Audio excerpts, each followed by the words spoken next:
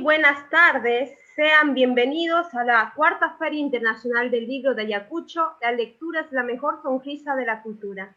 Muchas gracias por acompañarnos durante esta transmisión. Agradecemos a nuestros patrocinadores, Municipalidad Provincial de Huamanga, Agua Cielo, Petroperú, a la Embajada de México y al Ministerio de Cultura del Perú.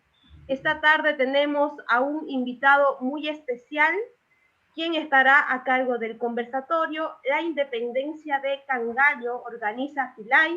Damos la bienvenida a nuestro invitado, el autor Francisco Morales Zapata. Francisco Morales Zapata, médico e investigador en salud pública y ciencias históricas sociales, conferencista, ponente y panelista en temas de salud pública, historia, inclusión social y derechos humanos en congresos y seminarios a nivel nacional e internacional como Universidad de Tulanés, UNED, Madrid, Universidad de Antioquia, Municipalidad de Medellín, Prefectura de Niterói, Río de Janeiro, Instituto Nacional de Cultura, Asociación Peruana de Facultades de Medicina, Universidad Nacional de San Antonio Abad, Cusco, entre otras. Fundador y presidente de la Asociación Huiñaypac Pro Desarrollo Humano, Cusco, integrante del Comité Ejecutivo Regional de la Mesa de Concentración para la Lucha contra la Pobreza, MCLSP, y del Congreso Regional de la Salud Cusco.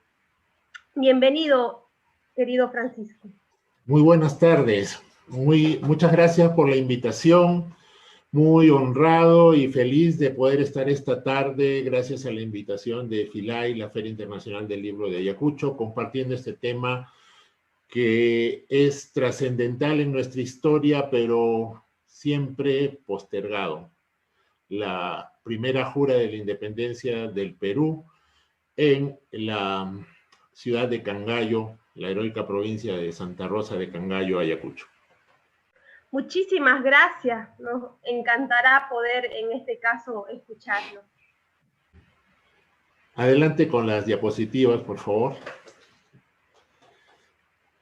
Bien, el tema de mientras aparecen las diapositivas, el tema de la independencia del Perú es un tema, como dijo alguna historiadora, uno de los más estudiados, un proceso de los más estudiados, pero al mismo tiempo un proceso del que se sabe muy poco. Y esto por una serie de circunstancias. ¿Cómo es que llegamos al interés en este tema? Quien habla es natural de Trujillo. Y como buen trujillano, crecimos aprendiendo que la primera declaración y jura de la independencia del Perú se dio en la Intendencia de Trujillo, en la ciudad de Trujillo, el 29 de diciembre de 1820. Sucede luego que, con esa convicción,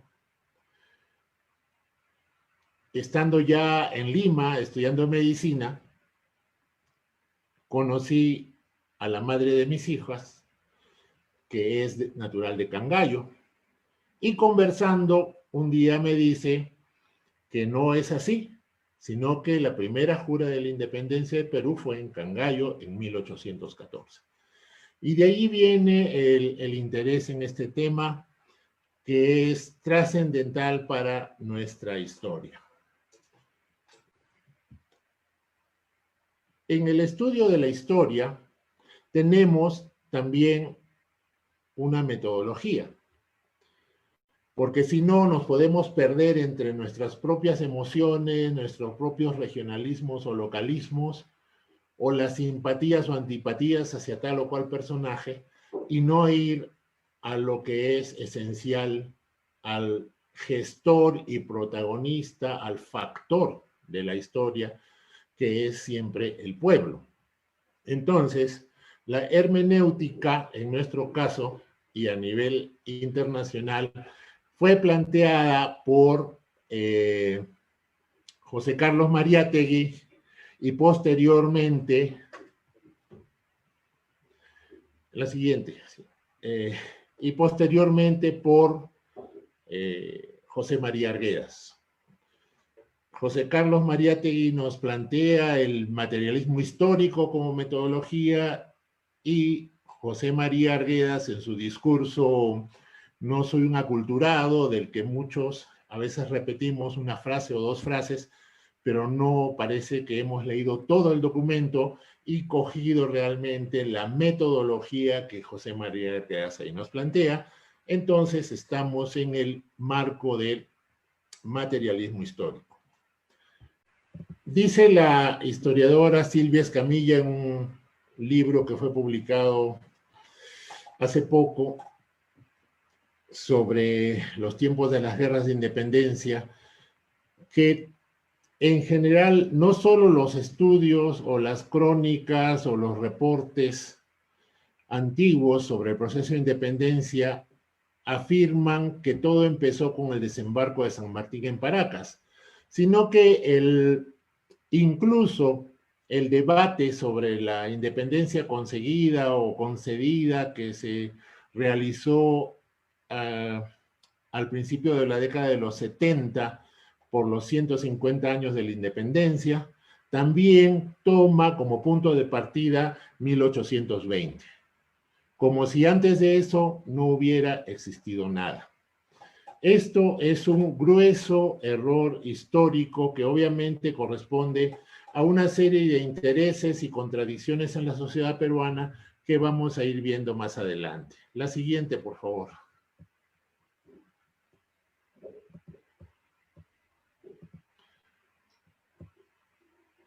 ¿Estamos bien? Sí. Bien. En esta presentación quiero tener presente, en recuerdo y en honor, a algunas personas. Siguiente. Yo conocí la tierra de Cangallo en la década de los 80 y fue una mujer, una madre, la señora Rosa Otilia Chávez Chuchón de Pérez, mamá Oti, la abuela de mis hijas, que en la foto está con mi hija mayor, en aquellos años en que paseábamos por los carnavales, por las calles de Cangallo, a pesar de la violencia y de las dificultades y complejidades de la época. En recuerdo de esta persona que me transmitió ese amor por Cangallo y sus tradiciones, y que siempre la tengo presente. Siguiente. Esa estirpe de mujeres poco mencionadas, con un rol fundamental, trascendental en todos los procesos históricos y sociales, también está representada en esta gesta que inicia muy tempranamente, quizá desde fines del siglo XVIII, 1790, en esas décadas. Tiene una serie de protagonistas y entre ellas destacamos a Ventura Jalamaki, una mujer que fue capaz de movilizar a más de 1000 mujeres en Huamanga para hacer un plantón frente al cuartel del ejército realista el 31 de agosto de 1814, ¿no? Como preludio a la llegada de las tropas autonomistas de los hermanos Angulo y Pumacahua, comandadas por el señor Hurtado de Mendoza. La mujer ha tenido siempre un rol protagónico, trascendental, inexcusable e insoslayable. Sin embargo, pocas veces se reconoce su rol en todas las gestas de nuestro pueblo. Y el otro personaje, siguiente diapositiva, número 7, es don Baltasar Basilio Auqui Huaytaya, el jefe, el líder morochuco, que combatió más de una década por la independencia. Y pensaba, siguiente, ¿qué diría doña Ventura Jalamaki y qué diría don Basilio Auqui si en ese momento, en esos años de guerra, que empezaron antes de 1814 y terminaron todavía en 1828, ¿Qué dirían ellos si alguien les hubiera venido a decir, qué bueno que al escuchar el grito sagrado en la costa, ustedes dejaron de arrastrar las ominosas cadenas, se sacudieron de su indolencia de esclavos, ¿no? y se atrevieron a levantar la humillada cerviz? Me parece que el viejo Basilio Auqui hubiera lanzado una carcajada y la señora Ventura Calamachi le hubiera dado una cachetada al impertinente. Quizá un joven de la generación del Bicentenario diría, esa canción no me representa. Siguiente, número 9.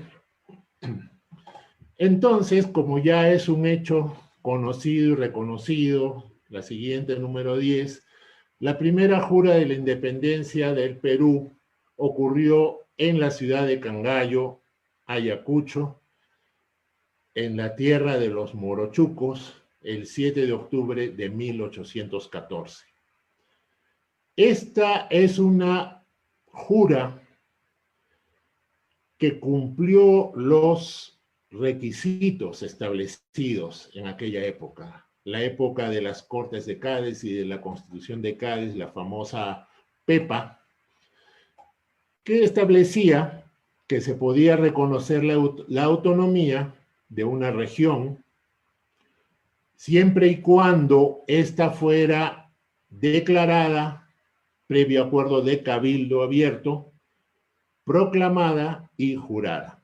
Y dice la tradición que los patriotas de Cangallo y algunas referencias históricas sitúan al gran Basilio Auqui también presente allí, sacaron sangre de sus venas para firmar el acta.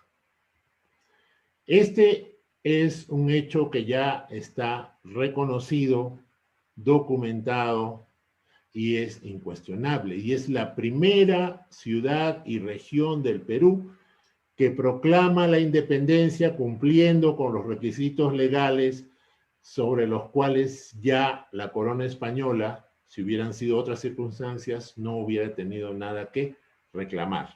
Luego veremos qué fue y cómo es que qué circunstancias se dieron para que esta independencia no fuera reconocida por el ejército realista ni por el virrey y tuviera que continuarse la guerra, que por lo menos duró desde 1814 hasta 1828, pero tiene antecedentes desde los últimos tiempos de la revolución de José Gabriel Tupac Amaru. Las siguientes son fotos de la representación 11-12 que se realiza cada año en la ciudad de Cangallo.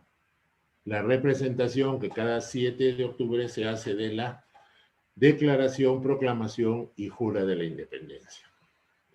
Y en ella destacan los morochucos. Siguiente diapositiva, los morochucos. Tenemos acá una serie de fotografías de los morochucos. Pero ¿quiénes eran los morochucos?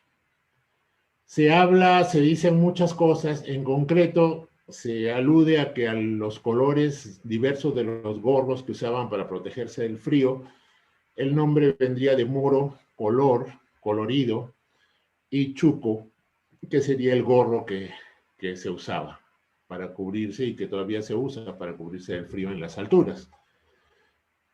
Los morochucos tienen o tenían antes más claramente, más nítidamente que ahora, una característica racial, y es que eran generalmente blancos. Se habla de los famosos jinetes indígenas barbados de ojos celestes que cabalgaban por las pampas. Y hay una serie de hipótesis o teorías, se dice que fueron los almagristas perseguidos después de la derrota de Chupas o de otras, que llegaron a las pampas y a refugiarse por ahí, y otros dicen que no fue de Chupas, sino de otra batalla, otra partida de almagristas, pero la verdad es que no hay sustento para esas afirmaciones. Pero ¿qué sucedió en realidad? El tener indígenas que corresponden al tipo físico europeo, no solamente se da en la región de los Morochucos, que es toda la cuenca alta del Pampas, desde Choclococha hasta la bajada ya de Uripa hacia abajo, hacia el Braem.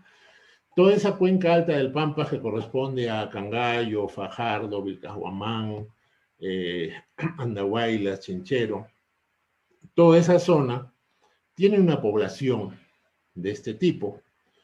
Y lo que sucede es que, si recordamos la historia, que según la doctora Rostorovsky y el doctor José Antonio del Busto tendría que ser reescrita, los españoles con Pizarro, con Almagro y en la Sociedad Unidas no vinieron realmente como un gran ejército.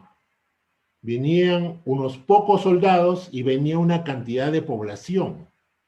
Una población migrante que se asentó en distintos sitios, varones y mujeres, venían familias o venían mujeres solas y luego se formaban las familias. Hay asentamientos así en todo el Perú, desde Cajamarca hasta Puno. Entonces hay población que llega y se empobrece o quedan aislados, como sucede en la novela Todas las Sangres, ¿no? San Pedro de la Guaymarca, los antiguos mineros empobrecidos porque se agotaron las vetas, incapaces de llegar a una gran producción, que eran descendientes de los españoles que llegaron ahí a poblar y que, como dice en la novela, ya no podían ni siquiera cubrir los gastos de vestimenta de sus hijos para la escuela, y sus hijas tenían que emigrar, y sus hijos jóvenes también, a la ciudad de Lima, a trabajar en servicio doméstico o en cualquier otra actividad que les permitiera ganarse el sustento.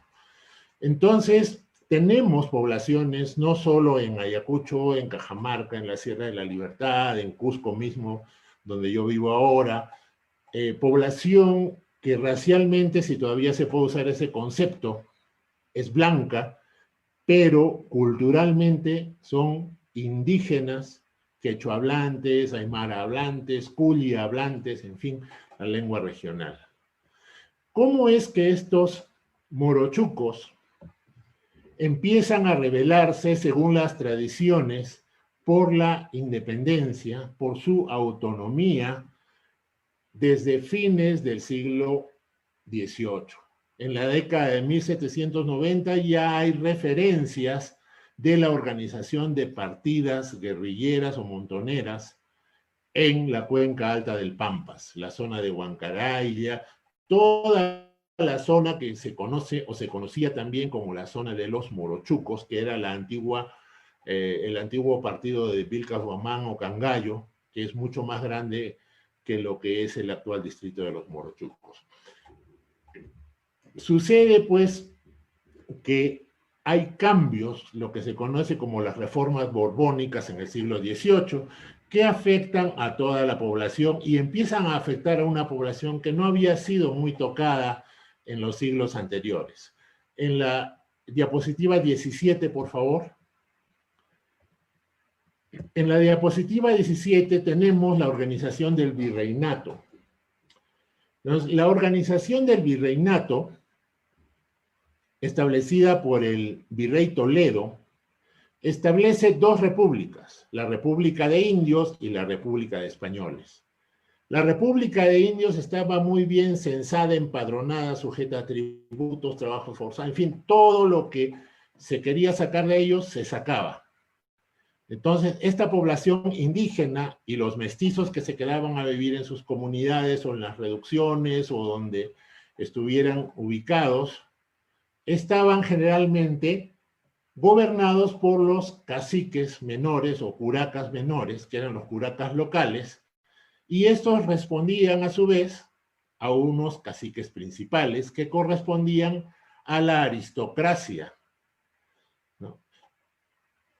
Y ellos estaban perfectamente censados y su explotación, porque eso fue una explotación, estaba muy bien reglamentada. Sin embargo, podemos ver en la lámina, en la misma lámina 17, que tenemos la República de Españoles. Y en la República de Españoles tenemos a la población, no necesariamente ricos, porque había españoles pobres, estaban los herreros, los aguateros, los escribanos, estaban en fin, todo el rubro del trabajo manual, del trabajo agrícola, inclusive campesinos, labradores. Teníamos ahí población peninsular, población criolla, población mestiza, población negra, que estaban gobernados por sus alcaldes y sus cabildos, pero todos estos respondían también, según la región, a una nobleza, a una casta de funcionarios de nobleza castellana y nobleza inca, sobre todo en la zona sur, y eso también explica un poco lo que vamos a ver luego, lo que pasó, porque la aristocracia inca no fue despojada totalmente, se le despojó del control del país, del territorio, de una parte fundamental que ellos reclamaban del poder político, pero no se les despojó del todo de poder político, ni económico, ni de privilegios y exenciones. En Cusco se formó el Cabildo de los 24 electores del alférez real de los incas, que fue un grupo muy poderoso durante toda la colonia, consultado a veces directamente por el rey, como en el caso de José Gabriel Tupac Amaru, y incluso algunos de sus descendientes en posiciones de poder económico, político o académico hasta mediados del siglo XX. Entonces, la historia realmente que nos han contado, como decía la doctora María Rostorovsky, en los libros siguen escribiendo tonterías, porque realmente esa fue una casta poderosa de la cual salió Mateo Pumacahua. Y todos ellos obviamente respondían al virrey y su corte. La siguiente, por favor, la número 18. Entonces, ¿qué había pasado? Que esa parte que hablamos, ¿no?, de la República de Españoles, donde estaban los peninsulares, criollos, mestizos, posiblemente varios de las villas o aldeas o partidos donde estaban los morochucos, hasta la década de 1780, hasta después de la revolución de Tupac Amaru, no había sido tocada en el sentido de impuestos, trabajos forzados, etc. Pero en la década de 1790, en las reformas borbónicas se establece un censo general de toda esa población con la finalidad de que empiecen todos ellos a tributar y a cumplir todas las exigencias de la corona, ¿no? Obviamente toda su actividad tenía que empezar a regirse y eso generó un descontento popular, un descontento que fue muy grande porque se expresó en rebeliones también en el norte, en Cajamarca, Huamachuco, obviamente en Huamanga, en la zona de los morochucos, en toda esa parte alta del Pampas, en Cusco, en Charcas, donde se formaron las famosas republiquetas, posteriormente les llamaban así despectivamente porque eran grupos autónomos que formaban y gobernaban territorios autónomos y se defendían mediante la guerra de guerrillas para evitar la represión y mantenerse, obviamente, mantener su derecho a la subsistencia. Era una independencia que estaba siendo gestada desde las bases por el derecho básicamente humano a vivir y desarrollarse en paz.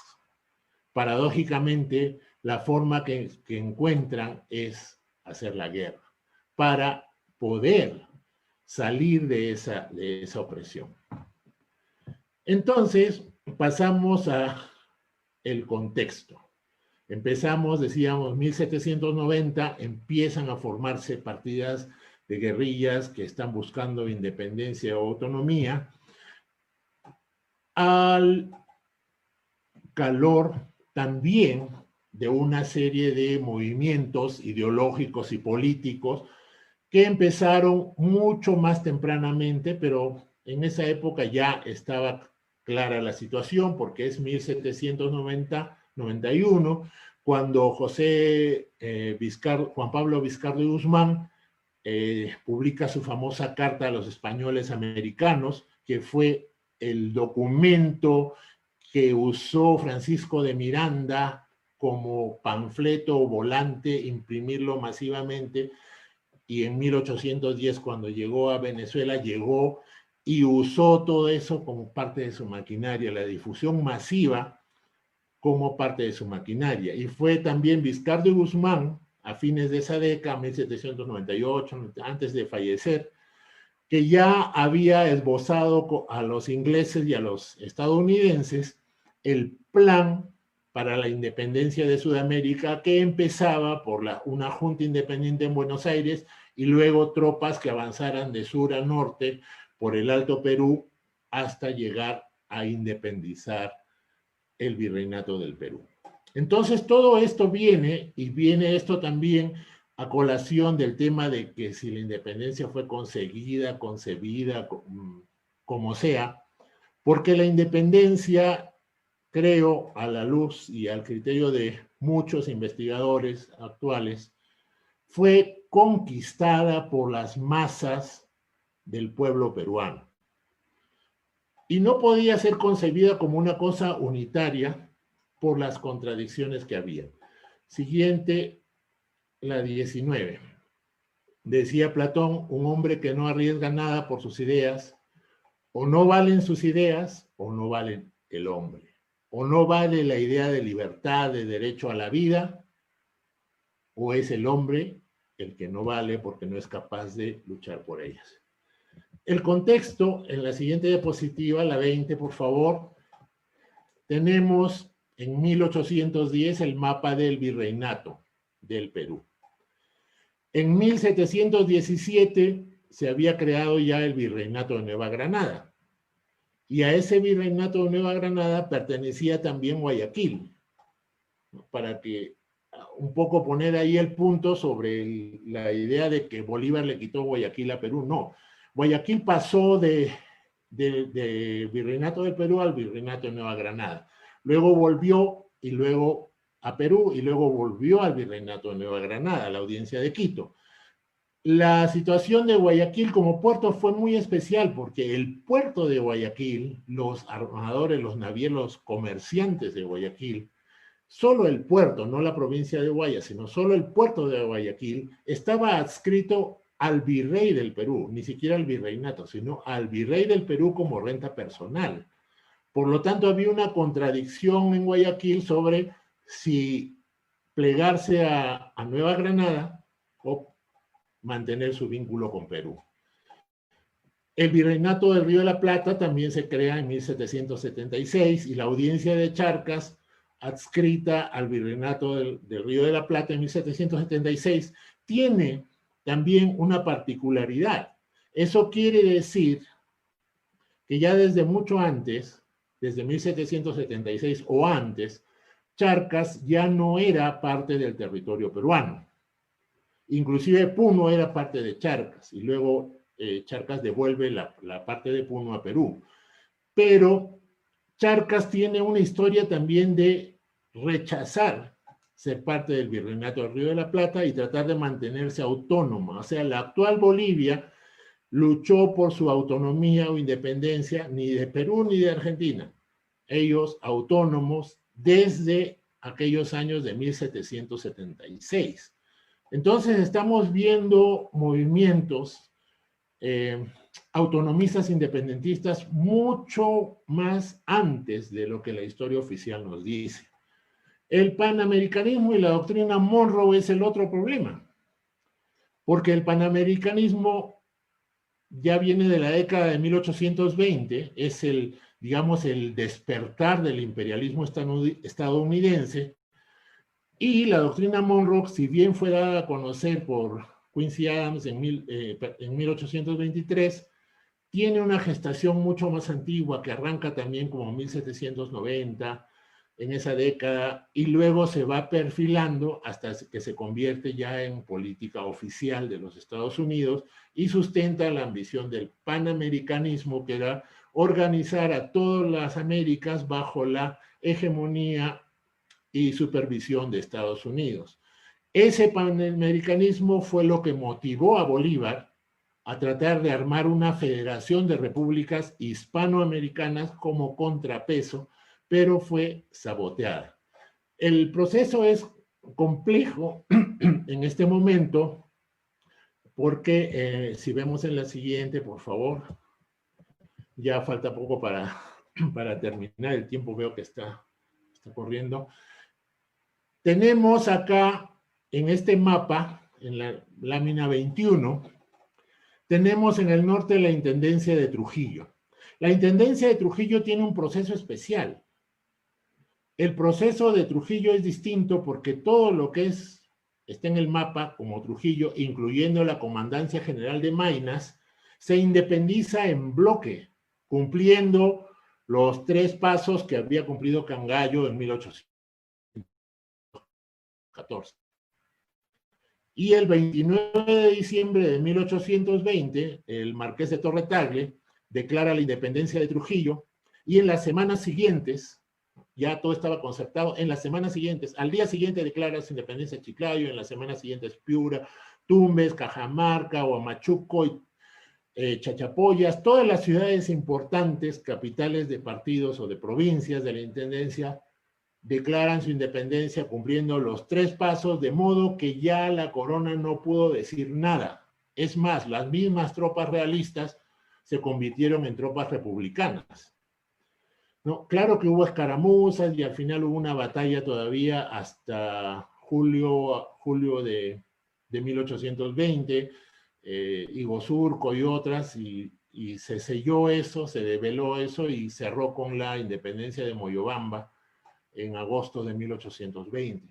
Pero todo eso fue un bloque, ¿no? Y el plan que le plantearon, que se planteó o que planteó José de la Riva Agüero y Osma, fue precisamente tomar Trujillo como base y avanzar en una guerra de independencia de norte a sur, ¿no? Y eso tiene que ver con otra situación, y es que en Cusco era el bastión realista, porque a la nobleza incaica no le convenía la independencia. Pumacahua fue esencialmente un realista acérrimo, un defensor de la autonomía, no de la independencia, no del separatismo. Entonces, en ese momento había en el territorio del Virreinato del Perú una situación sumamente compleja porque teníamos un norte no solo independentista, sino republicano definido, ¿no? Irrenunciablemente republicano.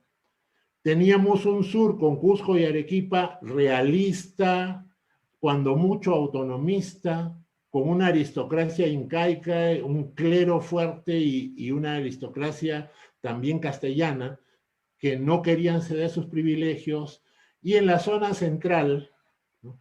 donde había habido un poco más de libertad, ¿no? Donde no habían estas estructuras, estas natas o capas aristocráticas, estaba el pueblo combatiendo en Huamanga, en la cuenca del Pampas sobre todo, toda la zona de los Morochucos, estaba el pueblo luchando por la independencia, con excepción del bastión realista de Huanta, que se mantuvo fiel a la corona hasta 1828, especialmente los indígenas y quichanos. Entonces, en medio de todo eso, lo que se va a ir plasmando es precisamente esa lucha de los pueblos. Eso no permitía tampoco que se cuajara la unidad, y de allí que viene el tema que nos plantea José Carlos Mariátegui de la nacionalidad en formación, porque había muchos intereses. En los realistas estaban los monarquistas absolutistas, o sea, los conservadores, y estaban los realistas liberales, ¿no? Que estaban por la Constitución, o sea, constitucionalistas, y estaban los autonomistas, los que decían que se podía proclamar la autonomía y tomar gobiernos autónomos, reconociendo siempre a la corona. En el norte, en cambio, era toda la aristocracia peninsular y criolla, porque Trujillo fue la ciudad con más nobles de España, de toda Sudamérica, Y si vemos quiénes estuvieron ahí, los que proclamaron la independencia, el marqués de Torretaglia, el marqués de Iturriaga, el marqués de Bellavista, el conde de tal y cual, y era otra cosa, pero esa aristocracia respondió a una necesidad también, coincidió en un instante, porque luego empezaron las divergencias, con la voluntad de los pueblos de poder ejercer sus actividades, ganarse el sustento y seguir adelante. Entonces, la situación era sumamente compleja. En el centro estaba la Plaza Fuerte, realmente donde la masa se batió, donde los campesinos, los mestizos, ¿no?, se batió por la independencia más de una década y entregó su vida, entregó su sangre, sacrificó sus tierras, sus ganados y todo por la independencia del Perú. Y el centro de todo eso, donde se concentró, y tan importante fue que cuando Álvarez de Arenales sube en su campaña hacia la sierra, coordinó con la dirigencia de los morochucos, ¿no?, y les encargó la tarea de cuidar la cuenca del Pampas porque era estratégico para cortar las comunicaciones entre Cusco, la capital del virreinato, desde 1821, y Lima. Esa zona fue la zona donde se jugó la independencia, donde se conquistó la independencia del Perú con las vidas y la sangre del pueblo. Diferente fue la situación de Cusco, que al final asumió a regañadientes la independencia. Arequipa lo asumió cuando al clero se le dijo que sus propiedades y sus intereses económicos y pecuarios iban a ser respetados, ¿no? O la bamboleante aristocracia limeña que no sabía para dónde ir, ¿no?, a qué conveniencia seguir. Entonces, esa es una situación, y fue una situación, donde a la luz del conocimiento que va surgiendo, que ya no es nuevo, la doctora Rostorowski decía hace 30 o 40 años que el conocimiento de la historia es una cosa totalmente distinta, pero los libros siguen repitiendo las mismas tonterías, porque si San Martín hubiera llegado a las costas de Paracas y el pueblo morochuco, el pueblo campesino, el pueblo mestizo, el pueblo peninsular o criollo, pero pueblo, no jerarcas, no hubiera estado dispuesto ya a la independencia, Arenales no hubiera podido hacer nada en la sierra. Muchísimas gracias, estimado Francisco Morales. Estamos muy agradecidos por su valiosa intervención. Por supuesto, queremos mencionarle un par de comentarios que nos estuvieron llegando también de su valiosa ponencia. Felicidades, doctor Francisco, dice Gilbert de la Cruz. También nos dice, ¿no?, en este caso, Cecilia Morales, felicitaciones, Francisco, y nos siguen llegando mensajes de todas las personas que están siguiendo. Nos encantaría continuar, pero el tiempo ha pasado volando. Queremos darle un agradecimiento por su valiosa ponencia y, por supuesto, en este caso queremos agradecer a nuestros auspiciadores, en este caso la Municipalidad Provincial de Huamanga, Agua Cielo, Petroperú, a la Embajada de México y al Ministerio de Cultura del Perú.